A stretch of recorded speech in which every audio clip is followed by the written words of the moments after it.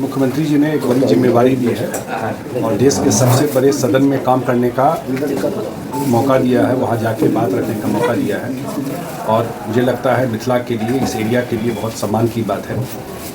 और जो मौका मिला है, निश्चित रूप से जल संसाधन मंत्री के नाते जब जवाबदेही दिए थे तो मैंने कोशिश किया मिथिला में बहुत सारे काम को ज़मीन पर उतारने का। और ये जो नई जिम्मेवारी मिली है तो पूरा बिहार और ख़ास करके मिथिला एरिया में, मैं भी बोल रहा था अपने जो कार्यकर्ता साथी हैं, चाहे वाटर मैनेजमेंट से रिलेटेड इशू हो, यहाँ पर इन्वेस्टमेंट लाने से बड़ा इशू हो, और मैं कुछ बोल रहा हूँ तो जिम्मेवारी से बोल रहा हूँ।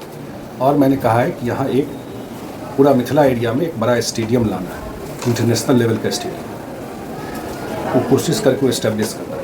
यहाँ पर भी जो देखते हैं फ्लड लाइट में बड़ा मैच, क्यों हम लोग देखें कि और स्टेट में हुआ और स्टेट के राजधानी गुवाहाटी में हो जाता है,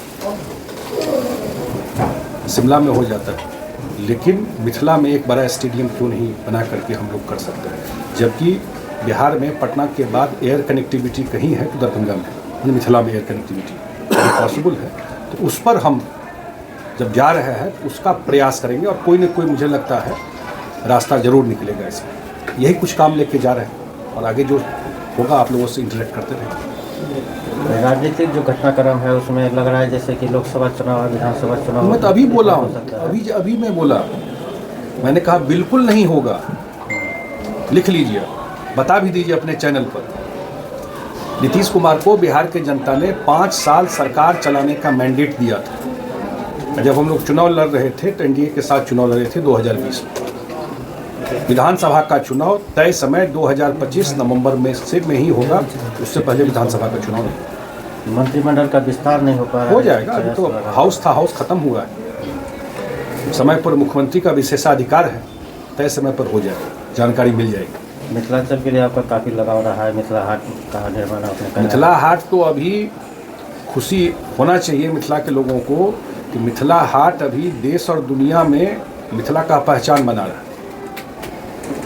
कौन नहीं आ रहा मिथिला हाट, कितना बड़ा सक्सेस स्टोरी हो गया मिथिला हाट। वो तो है। उसी तरह एक दो चीज़ और चाहते हैं लोग यहाँ, ताकि यहाँ और कुछ भी आ रहे जिससे मिथिला का नाम हो। वो तो बोले हम और भी चीज़ आगे करते रहेंगे। मिथिला हाट थोड़े कोई हम लोगों को बोले थे कि होना चाहिए, आपको है जानकारी, कोई बोला तो नहीं था नहीं। लेकिन हम लोगों को आइडिया आया कि ये करना है, करके दिए। अगर कोई आइडिया आए तो बताइए, ज़रूर करेंगे। लेकिन ये सब काम यहाँ आने वाले टाइम में और भी काम दिखाई देगा। बाढ़ की समस्या से लोग काफ़ी रहते हैं मिथिलांचल में। ये लंबा बात हो जाएगा, हम बहुत काम कर दिए। अब बाढ़ का खर्चा मधुबनी में आधा हो गया, डिपार्टमेंट का जितना खर्चा होता था वो आधा खर्चा पे आ गया। कमला का पूरा एम्बैंकमेंट हो रहा है, रोड बन रहा है, एक बार जाके दिखाइए वहाँ वीडियो बनाकर, कितना बड़ा काम हो रहा है। कुछ डेवलपमेंट का काम भी दिखाना चाहिए, कितना बड़ा काम हो रहा है कमला में। जयनगर में कितना बड़ा बराज बन रहा है, ये नीतीश कुमार जी का ही ना देन है।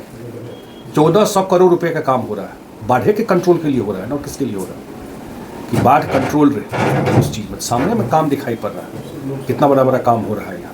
1400 करोड़ का काम कमला में चल रहा है, तो बाढ़ का प्रकोप कम किया जा सके उसके काम चल रहा है उसमें। आज के जो जन विश्वास रैली है तेजस्वी के, उसके बारे में क्या? नहीं, मेरा कोई कमेंट नहीं है। हर एक पार्टी को अधिकार है अपना रैली करने का, लोगों के बीच में जाने का। जनता मालिक है, उसको जो सही लगेगा उसको वोट देगा। लेकिन इतना मैं ज़रूर कहता हूँ, हम लोग भी जनता के बीच में जाते हैं, रहते हैं। जो आने वाला लोकसभा का चुनाव है, अगले 15 दिन में तो अनाउंस हो जाएगा चुनाव। तो उम्मीद लगता है 2 महीना में चुनाव हो जाएगा।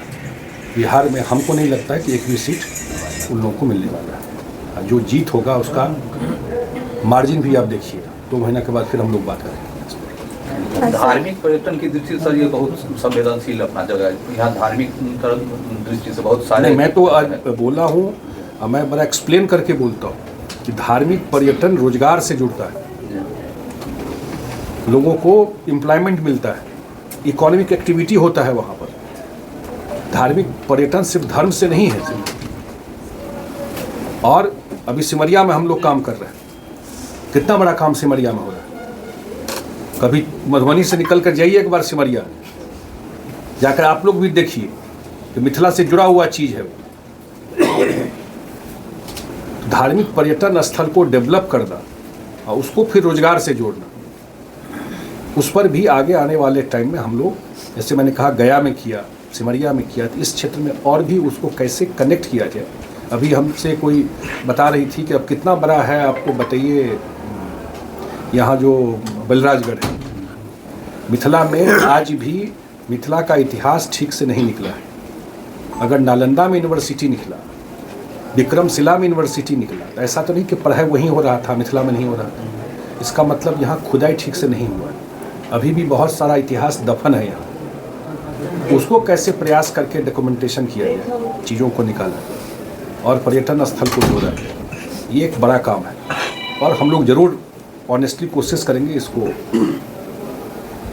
जोड़ने का। और एक चीज़ जो सबसे बड़ा हमको लगता है कि चीज़ है, वो है मिथिला में इन्वेस्टमेंट आना, उद्योग लगना। हम तो बताए कि सरकार नहीं खोल सकता है उद्योग। अभी हमको कोई बोल रहे थे जो चीनी मिल कैसे होगा, जिस दिन सरकारी चीनी मिल हुआ उसी दिन बंद हो गया। जिस दिन लोगों को लगता है कि सरकारी नौकरी है तो काम ना करें, उसका सारा सिस्टम बना लेते हैं। बुरा नहीं मानना चाहिए, ये बंद करने की जिम्मेवारी उस समय के लोगों की भी जो काम करते थे। तो सरकार उद्योग नहीं खोल सकता है, सरकार चीनी मिल नहीं खोल सकता, वो प्राइवेट इन्वेस्टमेंट ही आएगा तो आप वो चलेगा।